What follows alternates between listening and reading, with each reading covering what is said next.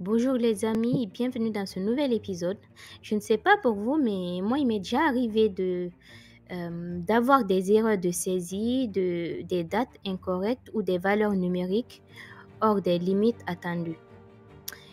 Et dans ce type de situation, j'ai eu à utiliser ce processeur, le filter Invalid Rose Cells.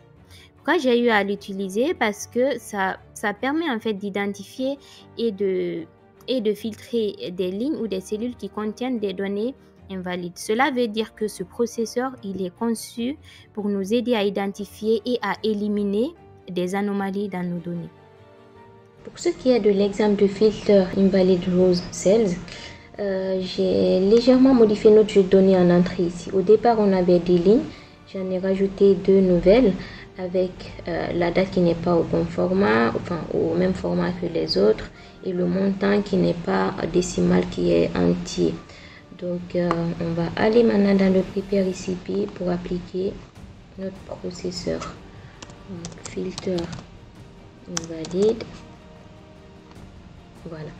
Lorsque je clique sur filter invalide, dans la fenêtre qui va s'afficher ici, on a 4 possibilités d'action. Donc, comme on l'avait vu dans d'autres processeurs, on a soit la conservation des lignes correspondantes uniquement, la suppression des lignes correspondantes,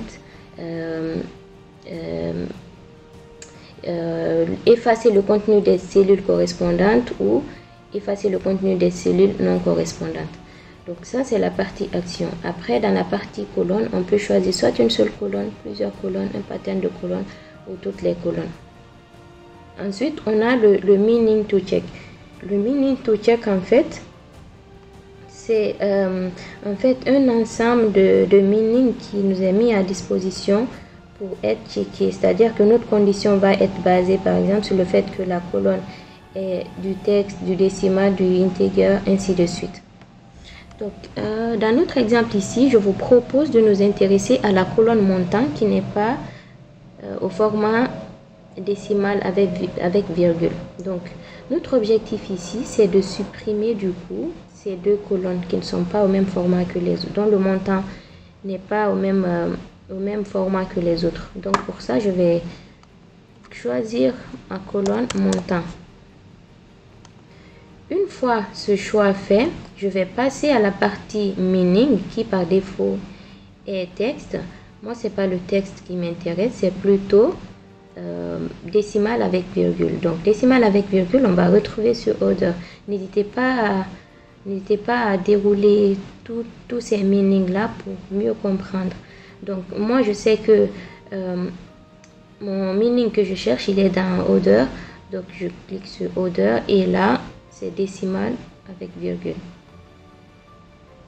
Donc, lorsque je choisis ça, vous voyez automatiquement mes deux lignes sont supprimées parce que tout simplement, je lui ai dit de me garder que, en fait, les lignes où le montant est au format décimal. Donc, partout où le montant n'est pas au format décimal, ça va directement me les supprimer.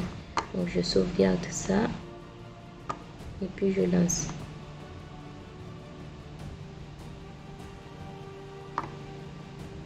Ça nous dit que ça a marché, mais avec un warning. On va aller voir ce que ça dit dans le warning. Donc, show warning.